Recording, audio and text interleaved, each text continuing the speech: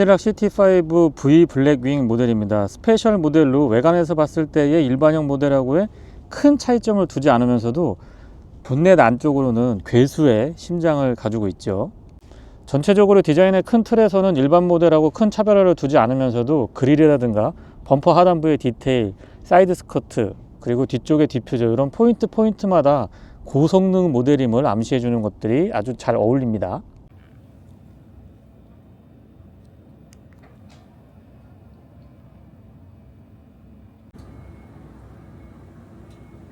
키 언락을 했을 때 앞뒤 도어 손잡이, 그리고 지금 보시는 것,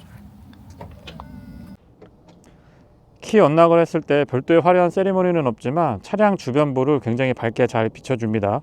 특히 뒤쪽에는 지금 보시는 것처럼 LED로 조명이 들어와서 야간에 아주 뒤쪽을 밝게 잘 비춰주고요. 트렁크에서 짐을 싣고 내릴 때 굉장히 좋았습니다. 그리고 아래쪽에 조그맣게 캐딜락의 엠블럼이 있는데 저 부분을 발로 이렇게 킥킹하면은 뒤쪽에 트렁크가 열리죠. 물론 전동이랑 연동이 안 돼서 조금 아쉽긴 하고요. 바깥쪽 도어 손잡이에 간접 조명이 얇게 적용이 되어 있는데 앞뒤 모두 되어 있습니다. 그리고 도어를 열어보면 이렇게 도어 바로 아래쪽에 굉장히 밝게 비춰주거든요. 그래서 승하차를 할 때도 편안하지만 뒤쪽에서 차량을 인식할 때도 도움이 많이 되고요. 낮에는 몰랐는데 앰비언트 라이트가 제법 이 도어 쪽에는 적극적으로 되어 있는 편입니다. 크러쉬패드 중앙에는 앰비언트 라이트가 없어서 좀 아쉽긴 했지만요. 그리고 V 로고는 이렇게 밤에 보면은 굉장히 밝게 빛나고요. 실내등은 LED 구성인데 바닥 쪽에 풋램프까지 포함해서 적극적인 편이고 또 야간에 굉장히 밝은 편입니다. 뒤쪽에서 보더라도 어두운 부분이 별로 없죠. 다시 한번 말씀드리지만 앰비언트 라이트는 지금 보시는 것처럼 측면 도어에, 앞뒤 도어에만 적극적이고 크러쉬패드에는 아쉽지만 적용이 안 돼 있습니다. LED 타입 헤드램프는 프로젝션 타입이 아닌 MFR 방식 채택을 해주고 있어서 광원의 직진성보다는 폭이 상당히 넓은 편에 속하고요. 상하향의 변동 폭도 일정해서 야간에 꾸준하게 좋은 시야를 잘 확보해주고 있습니다. DRL과 방향지시등은 그 기능을 같이 하고 있는데 아래쪽에서만 방향지시등하고 DRL이 같이 작용을 하고 위쪽은 DRL 본연의 기능만 충실히 되어 있습니다. 범퍼 측면에 노란색으로 리플렉터도 적용이 되어 있고요. 안개등은 별도로 구성되어 있지 않고 바깥쪽 거울 커버에 LED로 방향지시등 챙겨놨습니다. 바로 아래쪽에 약간의 잔상 같은 것들이 보이는 것 같긴 하거든요. 좀 심한 편이죠. 그런데 운전석에 앉으면 이 정도에서 시야각이 들어오기 때문에 그렇게 거슬리는 것들은 없고요. 바깥쪽에 나와서 보더라도 광원의 직지석 쭉 뻗어나가는 느낌보다는 넓게 이렇게 좀 폭 넓게 쭉 비춰주는 그런 광원의 폭이 굉장히 넓은 편이라서 시야가 시원시원합니다. 테일라이트와 방향지시등 그리고 번호판 보조등까지 모두 다 LED 구성이고요.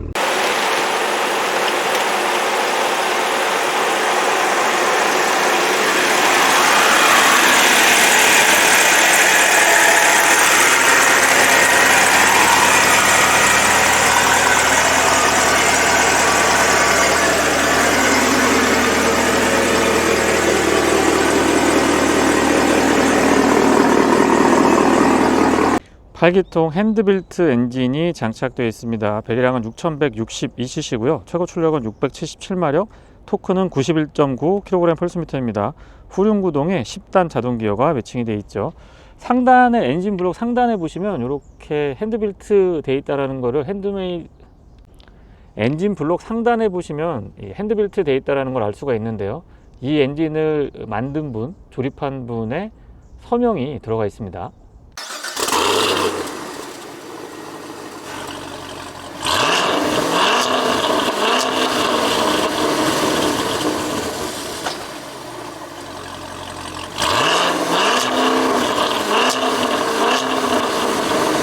차량의 기본 컨셉 자체가 스포티한 세단을 지향하고 있었기 때문에 기본적인 틀 자체도 약간 쐐기형 느낌도 들고요.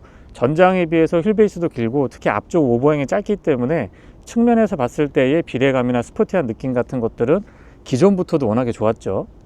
휠은 19인치고요. 타이어 사이즈는 앞뒤가 다릅니다. 앞쪽은 275, 35, 19고요. 뒤쪽은 305, 30, 19입니다. 세라믹 카본 디스크 브레이크가 적용이 되어 있어서 말도 안 되는 제동력을 경험할 수가 있는데요. 외관에서 봤을 때에도 범상치 않은 기운이 느껴집니다. 곳곳에서 차량 컨셉이 그런 것 같아요. 캐딜락의 V 모델 배지 측면 휀다에 적용이 되어 있고요. 아웃사이드 미러는 도어에 고정하지 않고 A필러 끝쪽에 전통적인 방식을 채택해주고 있는데 조금 슬림한 디자인이 인상적입니다. 사이드 스커트는 과한 기교를 부리기보다는 기본기에 충실한 그런 느낌인데, 스포티한 차량의 기본 감성을 끌어올리는 데는 이 정도면 저는 적절하다라고 봅니다. 유리 주변부 몰딩은 크롬이 아니고 블랙 하이그로시를 처리를 해주고 있어서 그런 부분에서도 스포티한 맛은 잘 살려주고 있고요. 루프는 파노라마 타입인데 좀 가운데가 이렇게 갈라지면서 오픈 사이즈도 충분히 잘 확보해주고 있습니다. 실시 강성도 유지를 하고요. 샤크 안테나 좀 독특하죠. 뒤쪽에 카메라가 이 안쪽에 내장이 되어 있습니다. 루프에서부터 C필러로 떨어지는 라인 같은 경우는 참 예쁘게, 그러면서도 스포티한 느낌 좋고요. 이 부분이 되게 독특한 것 같아요. 캐딜락 차량들 보면 이 부분이 굉장히 독특합니다. 트렁크 리드 부분은 카본 스포일러가 큼직하게 자리 잡고 있어서 이 다운포스 같은 것들을 넉넉하게 확보해주고 있는 걸로 보여지고요. 테일라이트는 수평과 수직을 적절하게 활용하고 있어서 차가 조금 더 스포티해 보이고 커 보이는 느낌들이 좋습니다. 후면부에 왔을 때의 느낌은 네 발로 구성이 되어 있는 듀얼 더블 타입의 직관형 머플러가 가장 시선을 끄는데요. 저런 부분을 보더라도 범상치 않은 모델임을 다시 한번 느낄 수가 있습니다. CT5 레터링 돼 있고요. V 모델의 이 표시가 보면 볼수록 매력 있는 것 같아요. 트렁크는 전동이 적용이 안 돼 있고요. 저는 전동인 줄 알았는데 전동 아니고 일반 모델입니다. 그리고 손잡이 적용되어 있고, 공간 자체는 많이 넓다라고 보긴 어렵습니다만은 뭐 답답해서 사용하지 못할 정도는 아니고요. 트렁크 바닥도 공간 활용도가 조금 있기는 합니다. 스티로폼으로 잘 짜여져 있어서 흔들림이나 잡스림 같은 것들은 없고요. 주변부의 패키징도 아주 꼼꼼합니다. 펑크 수리킷 포함이 되어 있고요. 패드가 이 끝쪽은 조금 얇지만 중간 부분부터는 굉장히 두툼하기 때문에 뒤쪽에서 올라오는 잔진동이나 소음, 그리고 공명음 같은 것들에 대한 대응을 잘 해주고 있습니다. 안쪽에 마감 같은 것들은 꼼꼼합니다. 측면에 약간의 수납 공간을 둬서 이런 부분 잘 활용하면 조금 더 넓게 그리고 깔끔하게 트렁크 공간을 유지할 수가 있을 것 같아요. 레버에다 손 놓고 살짝 잡아당겨도 닿는 데는 그렇게 어려움이 없습니다. 하지만 차량 가격을 생각해보면 컨셉은 컨셉이지만 전동 트렁크는 좀 아쉽네요. 스마트 키는 캐딜락의 다른 차량들과 같은데요. 측면에 컬러가 조금 다릅니다. 바깥쪽 도어 손잡이의 스마트 키락 원납 기능은 뒤쪽에는 없고요. 앞쪽에만 음각 처리가 되어 있습니다. 이런 부분도 자세히 보면 캐딜락의 독특한 문양을 유지하고 있죠. 도어는 차량 크기에 비해서 적절하고요. 여닫았을 때는 꽉 잡아주는 느낌이 다른 차량에 비해서 좀 단단하게 느껴집니다. 시트는 날개 부분이 굉장히 많이 나와 있어서 고성능 차량임을 이런 부분에서도 알 수 있고요. 파노라마 타입 썬루프는 실시 강성도 고려를 해서 가운데 기둥이 조금 두툼하게 들어가 있습니다. 도어 쪽의 디자인 깔끔하고요. 이런 데 카본 트림 같은 것들이나 이 스웨이드 재질의 내장재는 확실히 좀 스포티한 맛을 잘 살려주고요. 시트는 2개까지 메모리가 가능합니다. 이 도어 핸들 안쪽에서 조작했을 때 되게 사용하기 편리했고요. AKG 프리미엄 사운드 시스템 갖추고 있고,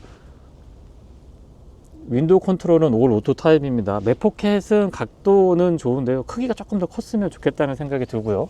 뒤쪽에 트렁크는 버튼을 눌러서 열 수 있습니다. 전동이 아닌 건 못내 아쉬운 것 같아요. 플레이트 상단에 알루미늄 덧대져 있고, 저 V 로고에 LED로 조명이 포함되어 있습니다. 시트는 마사지 기능이 참 괜찮았던 것 같고요. 날개 조임이라든가 앞쪽에 안장 길이 조절, 안장 길이 조절은 수동으로 이렇게 가능하고요. 날개가 많이 튀어나와 있어서 몸을 잘 잡아주지만 처음에 딱 타고 내릴 때에는 약간의 불편함을 호소할 수도 있는 부분도 있습니다. 헤드레스트는 그렇게 편한 거는 아니었던 것 같아요. 센터 터널 높이나 디자인 적절하고요. 페달은 오르간 타입이고요. 금속하고 고무가 혼합되어 있어서 스포티한 느낌이 좋습니다. 풋레스트도 적절히 잘 대응해주고 있고, 무릎 에어백 기본 적용이 되어 있습니다. HUD랑 그 안쪽에 있는 다양한 정보들, 그 다음에 밝기 조절 같은 것들 할 수 있도록 준비가 되어 있고요. 여기 P라고 되어 있는데 전자식 파킹 브레이크는 이쪽에서 버튼으로 조작이 가능합니다. 틸팅 앤 텔레스코픽은 전동으로 4A 지원해주고 있고, 이질적인 다양한 소재들이 여기서 이렇게 모여지는데요. 디자인도 그렇고 좀 깔끔하게 처리가 된 것 같아요. 여기도 핸들 자체도 가죽이 일반 가죽이 아니고 스웨이드 재질인데, 저는 손에 땀이 그렇게 많은 편은 아닌데 닿는 느낌이 그렇게 좋은 것 같진 않습니다. 대신에 이런 스티어링 휠을 굉장히 선호하는 분들이 많이 있으시죠. 그리고 위쪽에는 이 고성능 차량들의 어떻게 보면 트레이드 마크 같이 되어 있는데, 붉은색으로 가운데에 이 시점을 딱 고정을 해주는 그런 부분들도 있고요. V 버튼 달려 있고 트랙션 조절할 수 있는 부분들도 별도로 이렇게 준비가 되어 있습니다. 일련 번호가 매겨져 있는데요, 상당 부분에 핸드메이드가 들어가기 때문에 좀 특별한 차량임을 알 수 있죠. 시동은 버튼 타입입니다. 8기통 6.2L 엔진은 남성의 어떤 강한 느낌, 으르렁거리는 느낌, 그리고 이 소음하고 진동이라는 게 사실상 굉장히 좀, 이거는 듣기 좋은 사운드라서 어떻게 보면 엔진의 특성을 확인할 수 있는 그런 느낌들이 좋았습니다. 클러스터의 구성 깔끔하고요. 다양한 정보들을 보시면은 우측에서 주로 이제 다양한 정보들이 넘어가게 되는데, 이런 부분에서도 충분히 활용이 가능하고, 또 이 서킷 주행이나 본격적인 좀 퍼포먼스를 낼 수 있는 그런 것들에 대한 메뉴 구성이 아주 잘 되어 있습니다. 이런 부분들은 선호도가 매니아층의 선호도가 분명히 있을 걸로 예상을 해 보고요. 스티어링 이 에어백 부분 가죽으로 감싸 있는 것도 개인적으로 굉장히 좀 선호하는 편이고, 열선도 물론 지원을 해 줍니다. 어댑티브 크루즈 컨트롤 적용이 돼 있고요. 이 이중으로 되어 있는데, 위쪽에 검은색 부분은 지금 스티어링 휠 열선이나 어댑티브 크루즈 컨트롤에 관련된 기능이고, 아래쪽으로 보시면 전화 기능이나 음성 인식 가능하고요. 반대쪽에는 좀 전에 보여드렸던 클러스 안쪽에 메뉴 조정할 수 있는 부분들, 그 다음에 볼륨 컨트롤하고 트래킹 기능이 이렇게 같이 있습니다. 그리고 여기에 이게 돌리는 타입으로 되어 있는데요, 위아래로 이렇게 딸깍딸깍 움직이거든요. 지금 보시면 트랙션을 비활성화할 건지, 젖은 노면 도로인지 마른 도로인지 스포츠 모드인지 레이스 모드 1, 2에서 세팅해서 할 수 있도록 되어 있는데, 이런 부분들은 ECS랑 연동이 되어 있기 때문에 조금 더 편리하게 스포티한 드라이빙을 즐기실 수 있도록 준비가 되어 있습니다.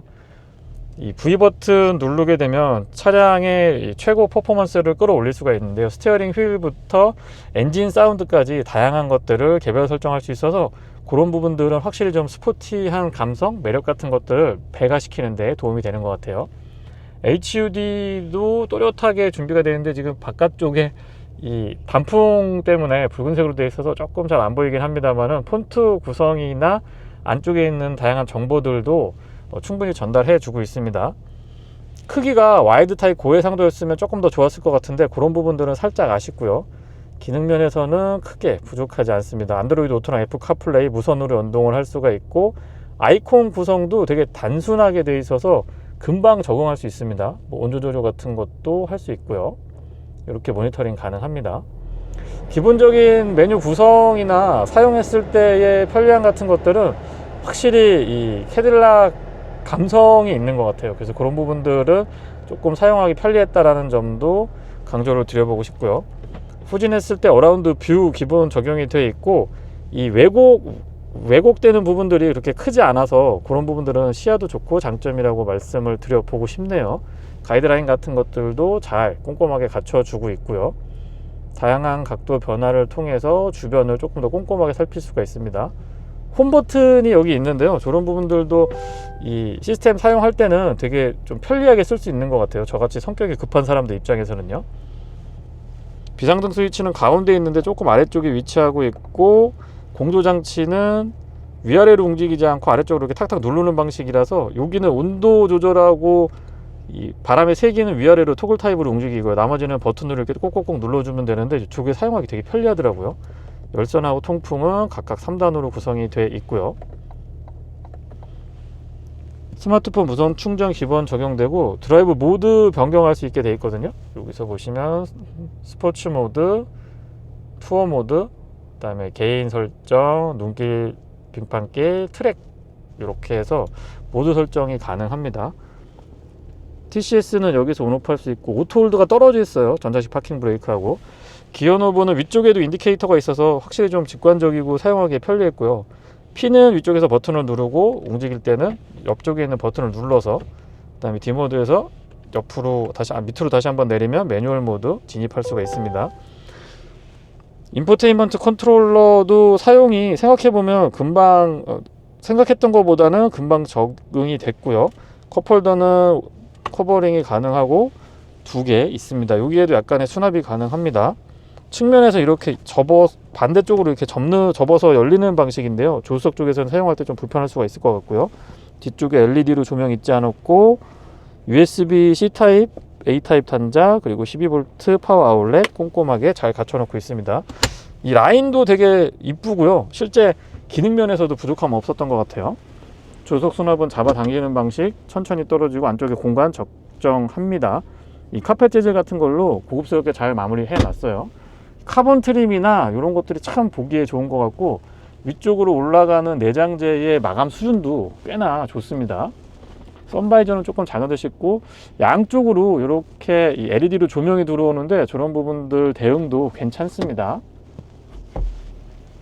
선루프는 안쪽에 이너커튼 물론 전동으로 이렇게 작동이 되고요.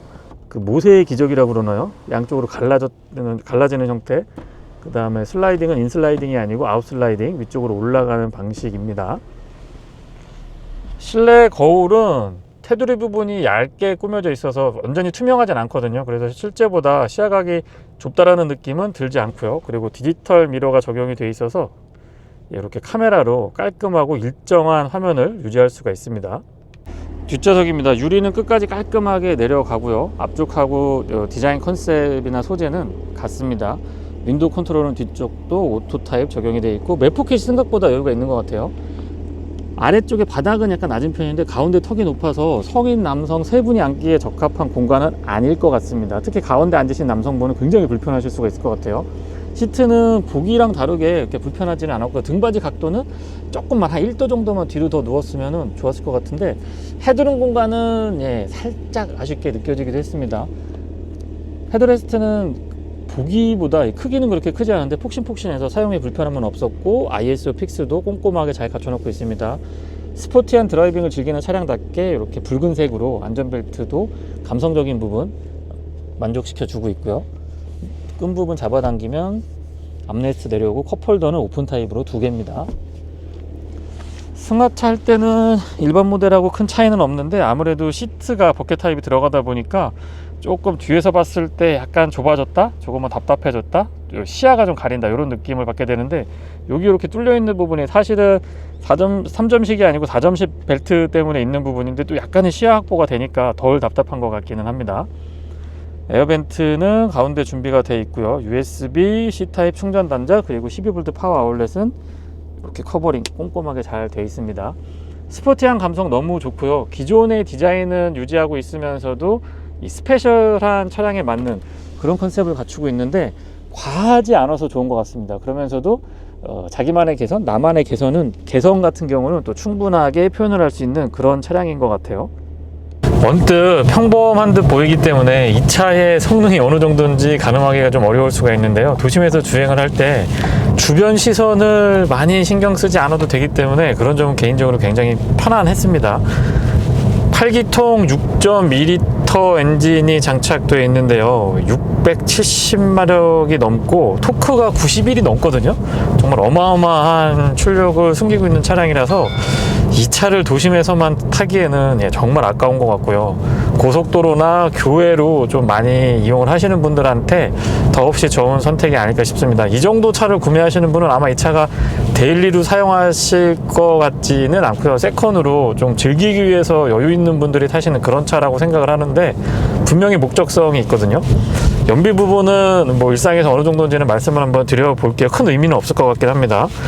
공인연비가 6.1km고 도심에서는 5.1, 고속도로에서 8.1km인데 100% 도심 주행만 했을 때는 3km대까지는 떨어지지 않았습니다. 4km대 초반에서 5km 왔다 갔다 했는데 4.5에서 4.8 정도가 평균적으로 유지가 됐고요. 도심에서 주행을 할 때 핸들이 좀 묵직하고 서스펜션이 다소 부담스러운 경우가 있습니다만, MRC 마그네틱 라이드 컨트롤 같은 경우에는 초당 1000번인가요? 스캐닝을 굉장히 여러 번 빠릿빠릿하게 많이 하기 때문에 생각보다 그렇게 승차감이 많이 불편하거나 그러지는 않았습니다. 차량 컨셉이나 하체 세팅에 비교해서 상대적으로 덜 불편했다는 얘기를 좀 드려보고 싶고요. 시트는 18방향으로 움직일 수가 있거든요. 거기에 마사지 기능이 포함이 되어 있는데 이 기능 자체가 좀 꾹꾹 잘 눌러주고 장거리 운행을 할 때 장시간 차량에 앉아 있을 때는 꽤나 도움이 많이 되더라고요. 액티브 노이즈 캔슬링 기능이 포함되어 있기 때문에 도심에서 주행을 할 때 이 엔진의 기분 좋은 사운드는 충분하게 전달이 되는데 잡소리 같은 것들이나 좀 듣기 안 좋은 주파수 때의 소리 같은 경우는 잘 억제가 되어 있습니다. 그래서 생각보다 그렇게 도심 주행할 때 시끄럽거나 좀 정숙성이 떨어지거나 그런 차는 또 아니었어요. 보통 6.2L 엔진에 10단 기어가 매칭이 돼서 도심에서 주행을 할 때 너무 이 올라갔다 내려갔다 기어 변속 시프트 업다운이 반복되지 않을까, 그래서 변속 충격 같은 것들이나 그런 데에 조금 부담스러운 것들이 있지 않을까라고 생각을 했는데 생각보다 이 머슬카에 가깝거든요. 파워트레인만 보면 그런 그 야수의 심장을 감추고 있는 스포츠 세단 치고는 생각보다 변속 충격이 그렇게 거슬리거나 크지 않았던 것 같아요. 카본 세라믹 브레이크는 제동 성능이 정말 든든하고 마음에 들었거든요. 굉장히 안전하고 내가 어떤 상황에서도 충분한 제동력을 차량에 확보해 줄 수 있다, 이런 좀 든든한 맛이 아주 좋았는데, 반면에 지금처럼 교통 흐름이 좋지 않은 뭐 도심 구간이나 교외 구간 가다서다를 반복할 때는 이 잡소리라고 표현을 드려야 될지 아니면 카본 세라믹 브레이크 그 재질 때문에 특유의 브레이크 소음 같은 거라고 전달을 드려야 될지는 모르겠습니다만 어쨌든 소음이 좀 발생합니다. 근데 이거를 단점이다, 뭔가 잘못됐다라고 표현하기는 조금 그렇기는 조금 애매하고요.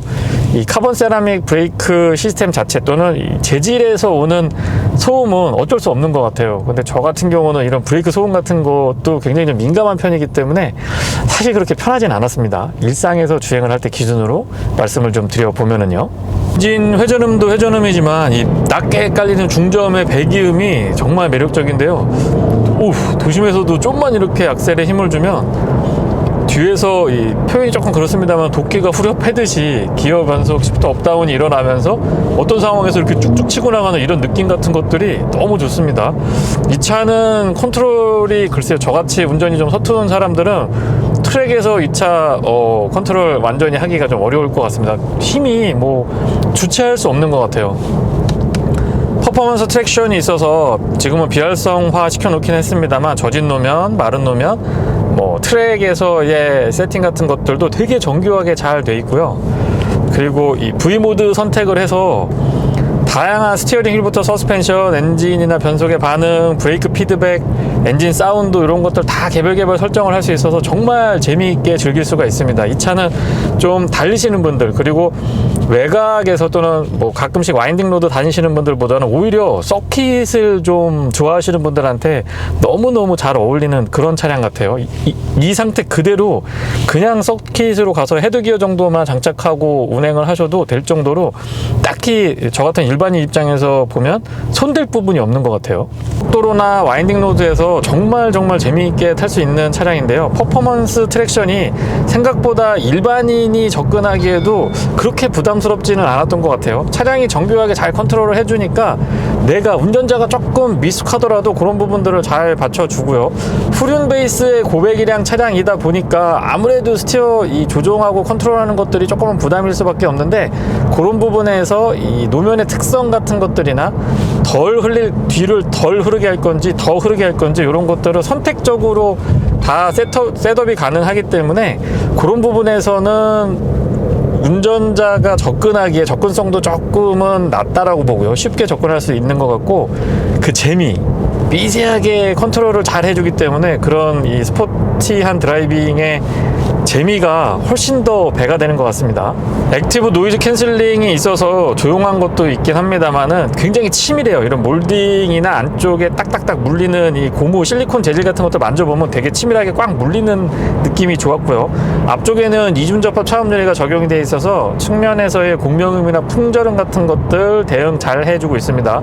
뒤쪽은 일반 유리인데 뒤에서 앉았을 때는 글쎄요, 측면에서나 아니면 공명음이나 풍절음 같은 것들 이런 것보다는 저는 노면에서 올라오는 타이어 마찰음도 생각보다 제어가 잘 돼 있고요. 뒤에 앉았을 때는 배기음, 중정으로 무앙 깔리는 그 배기음이 조금 귓가에 가까이 들리는 것처럼 느껴졌습니다. 좀 상대적이라고 말씀을 드려볼게요. 그 모드는 스포츠 모드, 투어 모드, 트랙 모드, 그리고 눈길, 빙판길, 거기에 마이 모드라고 해서 개별 설정 다 할 수 있게 되어 있습니다.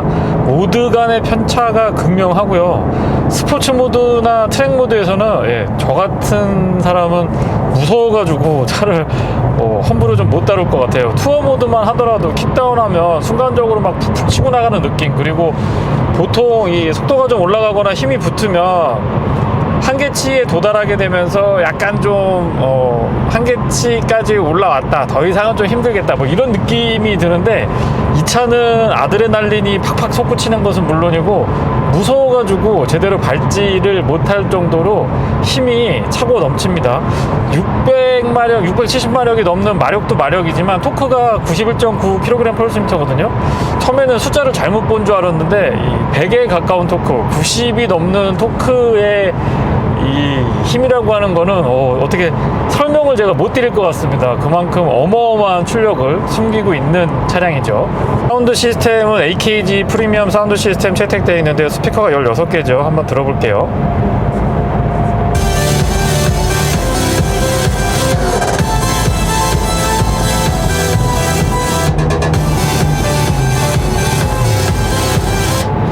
밸런스가 되게 좋은 것 같아요. 고음, 중음, 저음 때 어느 것 하나 빠지는 게 없고요. 고음에서 찰랑찰랑한 느낌을 개인적으로 좋아하는데 그런 부분들이 귓가에 굉장히 가까이 들리는 장점이 있었습니다. 중음과 저음에 탄탄하게 받쳐주는 느낌도 좋았고요. 100km 이상에서의 가속이 마치 일반 차량들의 한 3, 40km에서 110, 120까지 올라가는 것처럼 말도 안 되게 빨리 올라가는데요. 그러면서도 트랙션 같은 것들은 아주 잘 잡아줍니다. 이 차는 후륜구동 차량이라서 좀 뒤가 흐르는 스티어가 있을 거라고 예상을 했었는데 그런 부분이 이 LSD에서 그립 같은 것들을 굉장히 잘 배분해주고 차량을 고속으로 충분히 쭉 속도를 끌어올리더라도 트랙션 같은 것들을 잃지 않고, 그리고 저처럼 조금 운전이 미숙한 사람들에게도 안정감 있게 이 하이 퍼포먼스를 즐길 수 있도록 구성이 굉장히 잘 되어 있습니다. 정말 안정적이네요. 실제로 차가 움직이는 퍼포먼스도 상당하지만 엔진의 이 아주 기분 좋고 두둑한 듬직한 회전 질감, 그리고 뒤쪽에서 듀얼 더블 타입으로 되어 있는 직관형 머플러에서 깔리는 중저음의 배기음이 정말 시간이 지나도 쉽게 잊혀지지 않을 정도로 대단히 인상적이었습니다. 상태에서도 그냥 투어 모드거든요. 딱 지려 밟으면 순간적으로 치고 나가는 느낌 같은 것들이 순식간에 뭐 70, 80km에서 130, 150, 160까지 쭉 치고 올라가기 때문에 정말 긴장하고 운전을 할 때 집중하셔야 된다는 점, 이 차에서는 더 강조드리고 싶습니다. 어떤 분들은 그러세요. 우리나라에서 과연 뭐 200km 이상, 230, 250 막 이렇게 달릴 때가 있냐라고 말씀들을 많이 하시는데, 웬만한 차량들이 130, 150 정도 달릴 수 있는 도로 환경 조건에서라고 하면 이 차는 200km 이상 충분히 안정적으로 빠르게 도달할 수 있습니다. 그래서 그런 부분들은 어떤 상태에서도 차의 스펙 자체가 범상치 않기 때문에 그런 부분에서 충분히까지는 아니지만은 어느 정도는 안전도 확보가 된 상태에서 좀 즐길 수 있는 그런 아주 재미있는 차량입니다. 시속 100km는 10단 수동으로 고정을 했을 때에 1470, 1480rpm 정도에서 구현이 되기 때문에 비교적 낮은 rpm에서 기준 속도를 잘 뽑아내고 있습니다. 이런 부분들은 소음이나 진동, 그리고 이 차에서 연비를 논하는 게 과연 어떤 의미가 있을까라는 생각이 들긴 합니다만은 어쨌든 연비 측면에서도 도움을 좀 받을 수가 있습니다. 4일 동안 시승하면서 다양한 조건에서 이 차의 테스트를 해봤거든요. 뭐 풀브레이킹 테스트라든가 와인딩 로드도 좀 달려보고 초고속 주행도 해보고 여러 가지 테스트를 해본 결과 평균 연비는 5.6km. 제가 생각했던 것보다는 연비가 나쁘지 않았던 것 같고요. 물론 이제 5km대 연비라고 하면 굉장히 부담스러운데 이 차의 퍼포먼스를 감안을 했을 때 이 정도면 연비가 나쁜 편은 아닌 것 같아요. 애댑티브 크루즈 컨트롤은 앞차와의 거리 조절 총 3단계로 되어 있는데요. 단계마다의 간격 유지 아주 정확했고요. 오히려 촘촘하게 4단계, 5단계, 막 6단계까지 있는 것보다 이렇게 3단계가 좀 정확하게 유지해주는 게 저는 사용하기 더 편했던 것 같아요. 그리고 가감속도 굉장히 좀 유연하게 잘 대응을 해줬는데 상대적으로 감속보다는 가속이 조금 더 어색하지 않았나 싶은 생각이 듭니다. 아웃사이드 미러가 크지 않거든요. 밖에서 봤을 때 되게 얄쌍했고, 그거에 비해서는 실내에서 봤을 때 거울을 보면 그렇게 답답하다는 느낌은 들지 않습니다. 거울이 크지 않거든요. 이 높이도 그렇게 높은 편이 아니고 그냥 길기만 한데 광각 부분을 잘 처리를 해주는 것 같아요. 그리고 그냥 완전히 평면이 아니고 광각 느낌을 조금 주기 때문에 왜곡이 심하지 않고 과하지 않으면서 시야 확보는 아주 적절하게 잘 해주고 있습니다. 미러가 작아서 저는 되게 답답할 거라고 생각을 했는데 운행을 해보면 생각보다 그렇게 나쁘지 않았던 것 같아요. 그리고 실내는 제가 실내등을 잠깐 꺼보면 미러 자체가 이렇게 디지털 룸밀러가 적용이 되어 있는데 날씨가 좋을 때는 괜찮습니다. 지금처럼 일반 미러 보시는 것보다는 훨씬 더 좋은 시야를 일정하게 확보해줘서 이런 부분들은 좋았지만, 안개가 꼈거나 날이 흐리거나 눈이 오거나 비가 오거나 하면 카메라 부분에도 그렇고 전체적으로 시야가 그렇게 좋진 않습니다. 그래서 요거는 지금처럼 어둡고 밝고 보다는 날씨가 좋을 때는 추천드리고요, 날씨가 좋지 않을 때에는 그냥 일반 미러로 보시는 게 좋을 것 같아요. 소소한 부분이긴 한데요, 이 액티브 노이즈 캔슬링 때문에 그런지 아니면 원래 세팅이 그런지 방향 지지등 소리 한번 들어보실래요?